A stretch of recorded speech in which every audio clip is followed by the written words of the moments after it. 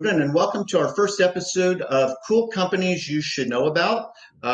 Here at Career Club, we are often encouraging people to explore fast, young, well-funded companies, and today's guests at Chomps are no exception to that. So without further ado, I would love to welcome Rashid Ali and Pete Maldonado to the show. Welcome, guys. Thanks for having us. Awesome. Cool. So maybe just real quick, if you guys don't mind, just maybe kind of 30 seconds quickly on where you are and a little bit about your background, and then we'll get into a bit of the story about the brand. Rashid, you want to go first? Yeah, sure. Rashid Ali. I'm based out of Chicago, Illinois. It's where Pete and I originally founded the company, and it's where kind of critical mass of the team is located. Okay, cool. And Pete? I'm Pete Maldonado. I'm down here in Naples, Florida. Moved here end of 2013 after starting the business with Rashid in 2012. I am the CEO. I really handle anything sales and marketing related. So that's what I'm doing from down here. Awesome. Cool. Well, you certainly got to Florida in time before the gold rush, so to speak. So good on you. So what I thought we could do today is kind of cover three things. One would be just a little bit about the story about the brand, kind of what makes it unique, a little bit about your purpose, things like that, because, so many people today are looking for a brand that matters and, something that they can kind of get aligned around. And then I thought for the second part, maybe what we could talk about is a little bit about your leadership style and the culture that you guys are building at Chomps, because again, chemistry is really, really important. And then lastly, because Career Club is all about helping people find a career that matters to them, a little bit about the culture, but also the talent that you guys are looking for, whether that's sort of functionally or it might be more characteristics of folks. So just to get started, would love to hear a little bit about the brand story, how you guys got started, and as I said, a little bit about the purpose and what makes Chomps unique. Perfect. Rashid, do you want to kick it off this time? I usually do these, so it's Yeah. So, I mean, the idea of Chomps really started as something completely different. We originally were trying to create something that would compete with Omaha Steaks, but focused on grass-fed beef. And, with any successful startup and successful entrepreneur, I think it's really your ability to pivot when you need to. And that's what we did is, Pete had a great idea. And, the way we met, it was interesting. We were just mutual friends. We were out at it was like a poker night or somebody's birthday. And he was chatting about starting this company that was like a Omaha Steaks. And I was like, that sounds interesting. I don't have a background in food or retail or CPG. I was an operationalist consultant, and I kind of talked to Pete about the stuff that I was good at, and he talked the stuff that he was good at. And we're like, oh wow, that's like completely different, where we kind of round each other out. And the next day he pinged me and put together a partnership agreement, and we were off to the races. But on the original, the premise, we realized very quickly that shipping frozen without scale was a nightmare. And it wasn't something that we wanted to do, because it was the path to profitability would require us to take so much upfront capital to get what we needed to be profitable. So we, at the time, were making a multi-pack of sticks that required refrigeration. And when Pete's a former personal trainer, and when he was younger, he ate loads of Slim Jims. And the idea was like, why don't we clean it up? And for me to say that now, there's so many different snack stick options on the market, so it wasn't really this great idea. But at the time, there wasn't, right? Slim Jims and Jacqueline's are still the key the majority of the category. But at that point, it was a new, fresh idea. So what we did was we took a crash course on the USDA. We realized that every meat product has an establishment number. We researched each number, and we figured out who the right co-mans in the space were that were making a product that we thought we could bring to market. So we partnered with our current co-man partner today is actually the one that we originally found back in 2012. And yeah, I'll let you talk a little bit more about how we kind of really grew the business and the influence. For sure. Yeah. So we started this business, we bootstrapped from the beginning. And so what I mean by that is we both put in $3,250 a piece. We formed our partnership, and we started with literally and we went, and we used a lot of free tools initially to kind of establish, market size? Is there demand? What do the trends look like? And so we use like Google Trends. It's a free tool. You go in there and kind of see what the search volume is. And so we were focusing then, and we wanted to start really, really niche. And so we were thinking about, CrossFit. It was paleo dieters, very small, niche, high growth communities. Are we getting feedback from me too right now? I'm not sure, but let's keep going. We're good.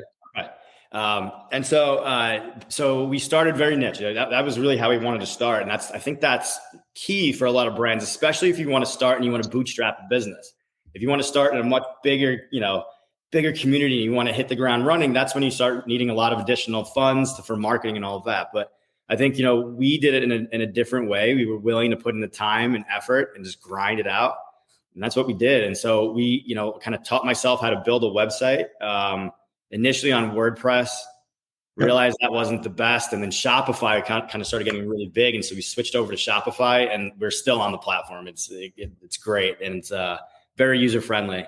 And then I learned, I got a $99 Photoshop subscription that I can use to make actual packaging. And it was terrible. It had like literally cowhide in the background, and that's what we launched with.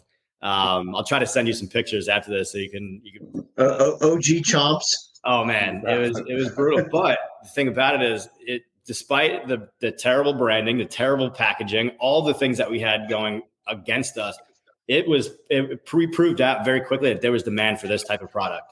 And it wasn't just going to be our moms buying the product anymore, which it was in the first few weeks there. But we turned a profit very quickly within just about, the first, couple months. And we've continued investing those profits, and we're here today, and we're still a profitable business, and that hasn't changed. I think, but we've been doing it for a long time. We've been doing it for the one thing that we learned early on was the product has to taste good, right? It has to be made with the right ingredients, and and it has to be a high and consistent quality. So that's what we focused on before. Like Pete said, the brand was crap. Like, I think the name Chomps is a winner, but when you think about, like, was it jumping off the shelf? Was it creating a memorable experience? Like, it wasn't. All it was an awesome tasting product that had all the right attributes. And we were focusing a lot on just driving consistent quality. And that's the reason I believe when you look at our success today and the velocities and the repeat customers, it's because now we have a brand that's really resonating, but the product is still fantastic. So I did a little bit of homework before our call today, and it seemed like there were sort of like three pillars that the brand was sort of established around. With respect to like nutrition, environment, animal welfare. Do you guys mind talking about that for a minute? I think for listeners, that's the kind of thing that's like really important to people. And maybe, I'll let Peter, Rashid, whichever one y'all want, but how that also kind of ties into like the vegan trend. For sure.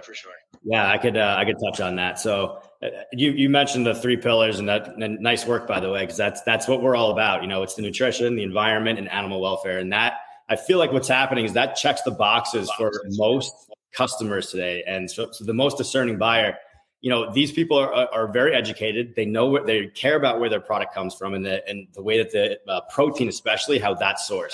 We start hearing about how bad red meat is for the environment and how bad these animals are being treated. We've been doing this from the very beginning. Admittedly, we did a very bad job of articulating that, though, to our customers. I feel like over the years, we've gotten really good about establishing those three pillars and like why we do what we do. And we always kind of we knew what we wanted to accomplish, but it's easier to kind of distill it down and kind of say, this is what we're focused on. And that's really resonated with the customers. Now, to your point about the vegan trend, right, and the plant-based trend, what's happening is a lot of people are actually switching from eating meat to plant-based because they're worried about those exact things. But what happens is if you actually do the research and you realize, the way that we're sourcing, we're checking the boxes. We're making sure we have certified humane beef. We have, we're using all regenerative beef as well. So we're making sure that there's, rotational grazing, all those types of things that are going to be really, really important when you're raising, especially beef. I mean, in particular, we stay away from all the feedlots. and the over-industrialized beef industry which we have here in the U.S.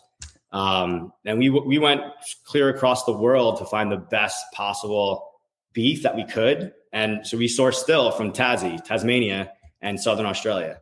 And it's where it all comes from. We established direct relationships with the actual farmers.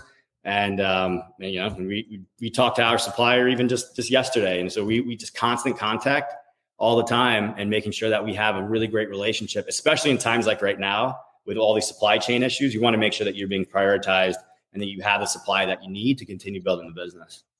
So has COVID interrupted any of that? Because I know like New Zealand and kind of that part of the world got pretty locked down on some stuff. How'd you guys sort of navigate that? I think it really comes down to the relationships you build over time.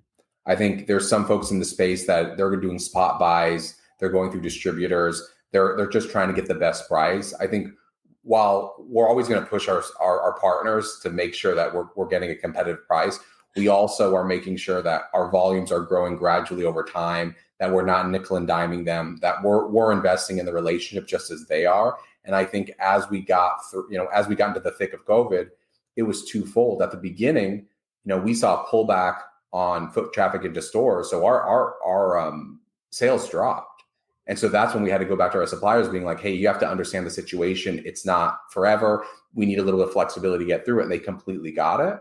But also we didn't want them to shift the volume away forever and not allow us to get back. So we also kind of worked with them, a lot of communication on when we're going to ramp back. And then when you think about what happened last year and into this year, where volumes and demand is soaring, it's allowing to also understand that it's important to continue to grow with them and invest. And if they need to take price a little bit, being reasonable and work with them to make sure. Because at the end of the day, when you think about like the animals they're trying to invest in, they need to be able to buy the animals at the right price. So if you're trying to like pull back and dig your heels in the ground, you're going to impact their ability to actually get the resources to be able to meet our demand. So again, I think it's all about forming real partnerships, communication, and doing what's reasonable and fair, right? At the end of the day, if you are just kind of nickel and diming them, you're not going to create sustainable relationships. Well, let's use that as a way then to kind of pivot into sort of like the leadership and culture part of the conversation, because I think that actually says a lot, right? We're talking about, how you deal with your vendors and that, you're not nickel and diming them. And you guys have been with your vendors for a number of years now, right? I mean, you guys are not a startup, making product investment, like trying to get it shipped out this afternoon. So you guys have been doing this for a while. Speaking more broadly about kind of leadership, and then maybe using that as a springboard into culture that you're building at Chomps. Yeah, I think so. I think Pete and I both have unique backgrounds in the sense that we don't come from food, retail, or CPG. So when we in January 2018 is when I kind of came full time and we were ready to open an office and start hiring folks. So Pete and I sat down and we tried to think about like what characteristics and qualities do we have that allowed us to get to where we are today. And so we created what we call the traits of a champion. And it's 7 key traits that we believed were critical for someone to be successful in this environment. And it really, we hire around those values. We assess performance on a regular basis around those values. We challenge the team to think about things. And so some of the key ones are scrappy, meaning, it doesn't matter how big we are, how profitable we are, at what stage of maturity we are, we always are going to make sure that we're thinking about things from a scrappy perspective. Like we want to get things done fast. We want to get done the right way. We also want to get it done efficiently and cost effectively. The other is game changer, where we didn't know the way traditional CPG approach things. We did what we thought made sense. And a lot of times we find out now that we didn't do it the way that everybody else approached it. So that game changer mentality, it's like doing what makes the most sense, that's most effective, even if it goes against the grain, is the right approach. And just because we've done something a certain way doesn't mean we need to continue doing it. So we always want to be thinking about things differently, challenging status quo, and trying to drive for improvement. Peter, there are a couple other qualities that Rashid didn't touch on that kind of resonate with you. Yeah, learner is a big one. And so that's one of the things that we're constantly challenging the team to do. So we have a very small team. We've got just about 30 people right now. And it's out. And if you think about where we're at in terms of numbers, we're way understaffed, right? We just do a lot with a little, and we always have. And so one of the things that we've always tried to teach our team to do is think about like, who is it? Is there a mentor out there? Is there a course out there? And so we're about it. We want to invest in these people. We want to create, we call it the unicorn project, because it's like, we really want to create unicorns, and we don't care if somebody is in the whatever on the operations side and they want to learn more about marketing. That's great. I mean, let's broaden horizons. Let's kind of like get them the exposure that they really want. And one of the things that we're talking about this year too is even from a career path. Like, what are your goals? Like if we have people on the team that eventually want to be in our position, they want to be an entrepreneur, they want to own a business. That's great. We don't care if they look at Chomps as a stepping stone where they can learn every little thing they do, because what's going to happen is they're going to get so good at whatever they do, the business is going to reap the benefits.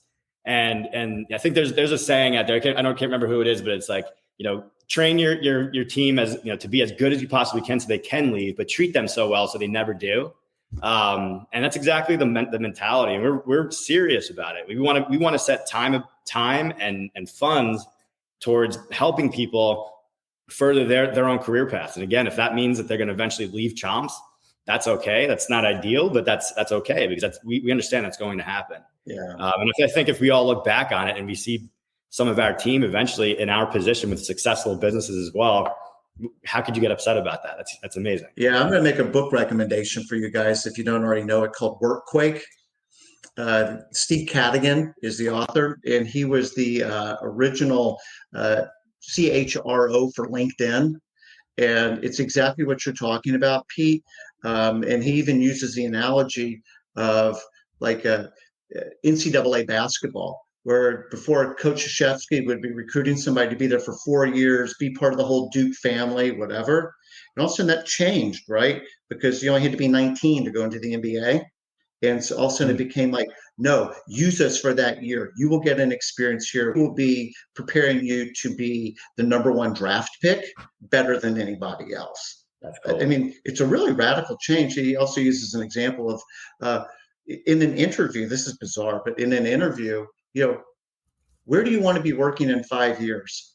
Like, kind of assuming it's not here. After you leave Chomps, what do you want to be doing? It's like, that's a weird question, but it's exactly to your point. Like, we want to groom all-stars, right? Kind of, increase, the DNA that's getting out into the ecosystem with that kind of mindset. I would also have to mention, because you guys said didn't have any money because you guys didn't run to the VC, angle and go raise a bunch of money. You guys admittedly didn't have a bunch of CPG food retail experience. I got to believe no whining or some version of that is one of your core values, because you guys would have every excuse of why it can't be done. And you did, and you are. Yeah. That is, again, I think that's the ability to take and to receive feedback and do something about it is key, and we feel like we're pretty good at hiring. We've had some issues in the past where we've learned, we have to start figuring out, can people receive feedback? We need to be able to do that prior to hiring them, because that we've made some bad hires, and it's what happens, I think, with any business. You need to be able to spot that, because if you have people on the team that are reluctant or pushing back or just not able to receive feedback and take it constructively, it's you're not going to get very far with them. And so Rashid and I have to be very quick about spotting that and moving on. So because again, you have it's that bad apple, situation. It can just spoil the whole bunch, and that becomes a toxic situation. You need to be able to clean it up fast. And I think, in any fast growing company, I'm sorry, Rashid. I was going to say, so that's part of the deal. Go ahead. Yeah. So one of the things we do during the hiring process for every candidate now, the final step is a case. And so while we do the case, it's actually an opportunity for Pete and I to challenge folks a bit, to see how they receive the feedback, to see if they're kind of like are going to try to challenge back or justify why they did it, or could they accept it? And sometimes it's worth, sometimes it isn't. But I think for us, we've realized that it's very important. There's folks that are really good at interviewing, but when you actually give them a real world situation that they'd be faced, being able to respond to it, and then you coming with maybe some more knowledge that they didn't have. Hey, well, what if it was like this? How would it look? And being able to think about it, I think it's allowed us to make sure that can they really be successful in this environment. So I just wanted to add, it's a key part. No, that's awesome. And case studies are great because it really does allow you to kind of see them in a quasi-real environment, particularly the feedback that you're giving them. That is a real environment. Yeah. And how well can you process that? So just kind of, bringing this home, and I think we started to touch on some of these things, but as you guys, I mean, we haven't even mentioned this yet, but, congratulations on the PE investment by Stride. That's huge. And obviously, not only you guys feeling good about the future, but they're feeling really good about the future. And that's gigantic. I'm going to assume that, at some point, kind of building out the staff will be part of that. As you guys think about building out the team, and it doesn't have to be, in the next month, but just as you kind of look out and you're planning the next couple of years, what kind of roles are you guys looking for? And like, who's going to be a really good fit at Chomps? Yeah, I think I could kick that off. There's obviously many areas that we're focused on right now. One of them, actually, the role we just filled was innovation.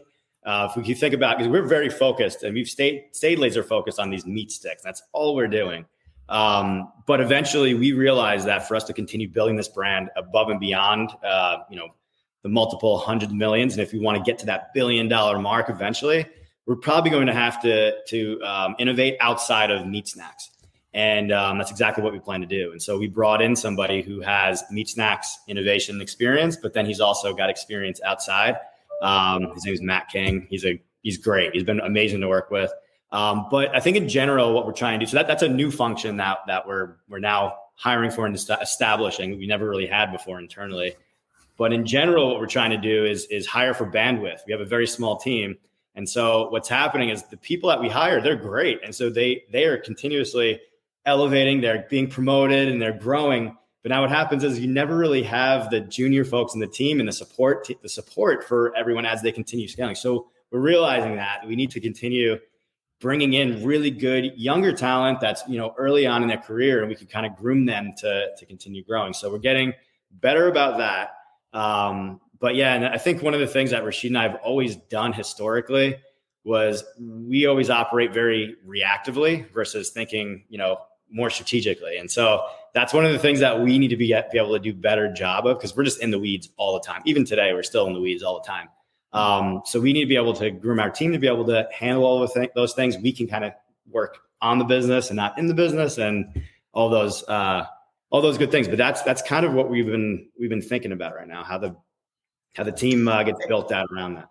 And I guess it probably kind of falls into your domain, Pete, but like, are you guys looking to hire salespeople, marketing people? I mean, I know you said, Matt, with innovation, but you're kind of building out some of those functional areas a bit more? Yeah, it's all of the above. So we have, we'll have people on the e-com side. So we're actually hiring for a product manager. So more like a developer, IT person. We're bringing in someone on the e-com media buying side. Rashid, what other roles do we have open right now? I know we just customer experience. I think later in the year we'll start providing needing some more regional sales manager, like support level individuals on the sales team. Operations, we have a current supply chain manager role open. We're launching a production manager, food and quality safety manager. We have a director of people that we just launched actually yesterday. So if you think about it, Pete's exactly right in the sense that we need to create kind of that next level of support below all of our associates, because as people get promoted, it's kind of that never ending. So we're like, do we create a leadership program or a rotational thing? Like, what does it look like? We're still trying to figure out what's the best avenue in, because we just know we need that support. The other thing is, for us to operate in this secure environment, we lean on a lot of third parties. So that's the other point, is like, at what point do we convert those to full-time employees and bring in, and that's where really like the director of people and culture, that HR resource, we lean heavily on an amazing third party, but now at our scale, we need someone that's really full-time and developing. Yeah. So it's, as an example, where like there's a number of third parties that we're using that are phenomenal partners, and we probably will still use them in some capacity, But if there's something to be said about having someone that's fully dedicated and focused on the business is really necessary as you start reaching certain milestones of growth. And that's where we're at right now. Got it. And then last question, are you guys cool with hybrid, or do you need people to be like in Chicago or Naples? So last year, we did make the call. We're 100% remote. There are certain positions, like from an operational perspective, most of our infrastructure is in the Midwest. So, right, it makes sense. Like having someone in the West Coast is tough because, if you're doing physical counts or certain things, you need them there. And then from a sales perspective, right, when you're going to have regional coverage, we're trying to make sure that we have folks in the right area. But at the end of the day, it's more about the candidate, right? We hire from two perspectives. One is, can they do the job? Right? That's kind of like table stakes. It has to be. Then two is, can they meet the culture? So if you find kind of that rock star that does both, it doesn't matter where they're at. It's more about them getting the job done. Because if you find the right individual, they can be anywhere and they'll still add significant value to Chomps. Yeah. Well, guys, thank you so much. This has been great. I'm so glad we took the opportunity to do this. I learned obviously a ton about your company, your culture, purpose behind the brand. I think so many things that you guys are saying is so on point, not just from a consumer perspective, but also from a talent perspective, right? As you guys are looking to grow, these are the messages that I think the talent that you guys want are looking to hear. And, this is a very organic conversation. And for these things to just naturally come out, I think speak volumes. So I'm really looking forward to, this podcast getting out and, socializing this, with my followers, on LinkedIn, which is about 7,000 right now. I'm pretty consistent with, I think, this sort of CPG food retail. I've got a ton of that, as people that are following us. So, but in the meantime, if there's ever anything that I personally can do to be of help to you guys, like I would love to. I love the purpose. You guys, are very transparent. I appreciate the humility of like, hey, we're figuring some of this crap out on the fly, and what got us here and what's going to get us there may not be the same thing. And, not having sort of that we're wizards and, we've already got it all mapped out in our heads. Again, I think it's very refreshing, from the kind of messaging that, the talent that you guys will ultimately be, integrating into the culture and helping build your culture, are wanting to hear. So this has been awesome. I super appreciate it. Wish you guys the best and look forward to speaking with you again soon. Thanks, Bob. Cool. Appreciate it. Thanks, guys. Right, be Bob. well. Take care. Cheers. Cheers.